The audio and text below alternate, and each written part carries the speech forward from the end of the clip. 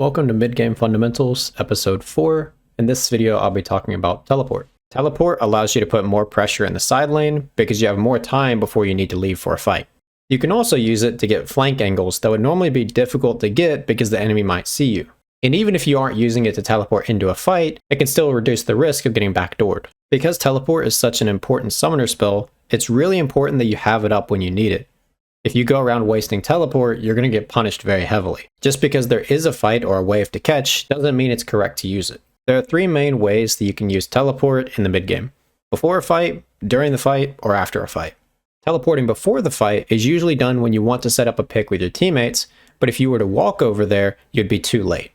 Teleporting during a fight allows you to provide the most pressure on the enemy turret, and it makes it easier to punish the opponent's mispositioning. They may think they're safe until you teleport behind them and hit them with a surprise ultimate. The downside of teleporting during the fight is that it's very easy to mess this up. You can end up in a situation where by the time your teleport finishes, the fight's already over because the channel time is so long. Teleporting after the fight is going to be used whenever you had enough time to walk with your teammates and set up a pick, but the enemy team has a split pusher, or at least there's a large wave that you need to go deal with, so you teleport to go clear that. You can also use it if there's a lane pushed out for your team, so that you can go immediately threaten a turret since all of the enemies are dead, assuming that you won the team fight. This is one of the most common ways that a team can turn an objective fight win into an immediate Nexus kill. It's also important to make sure that when you're teleporting, you're going to come out in a position where you're not going to immediately get blown up. You don't want to be too close to enemies, especially if they're clumped.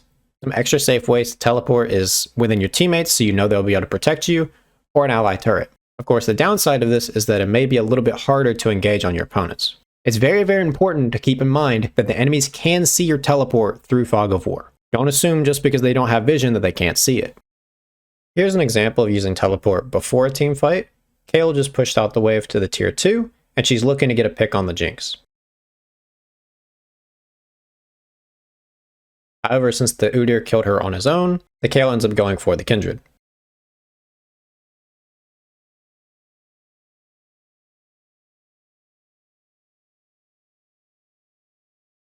Even though the Kayle didn't end up killing the Kindred, she's still able to set up a very easy Drake for her teammates. It's so secure that her Syndra is able to go top lane and catch the wave. This is an example of teleporting during the fight. The Cassante is able to get the tier 1 turret and teleport behind the enemies. Normally this would be risky, but because Cassante is so tanky and his teammates are already winning the fight, it works out great. In this last example, the Vex is going to be using teleport after the team fight. Because she got the revive from the Atacon buff, she's able to teleport top lane and threaten the tier 1 turret. Of course, the same thing would apply without the Atacon buff if she didn't die. Remember, this play is only possible because she held on to her teleport instead of wasting it when she didn't need to.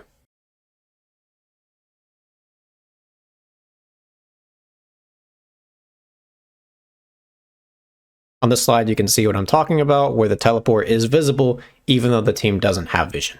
So if you're playing against a team that does have teleport, make sure to be looking out for that. It's not going to show up on your mini-map, but if you move your camera around, you may find a nice little surprise. Beyond doing that, you want to make sure to use Sweeper if you have it. Beyond that, you want to make sure you use Sweeper or get a teammate to do it if you don't have Sweeper, to check for any areas the enemy team might want to teleport to. As I said before, you can also clump up. It becomes very hard for your opponent to pick off one of you when you're all right next to each other. If you're in the side lane and your opponent has teleport, you have multiple options. You could look to deny it by threatening to kill them or at least CC them. Of course, this will require you to be close enough to them to actually do it. Alternatively, if you have teleport yourself, you can match the teleport whenever they try to TP in. This is a very common concept in pro play. Here are the important things to take away from this video. Heavily value your teleport. It's very important that you make sure it's up when you're going to need it. There are other ways to get value out of teleporting besides just during a fight.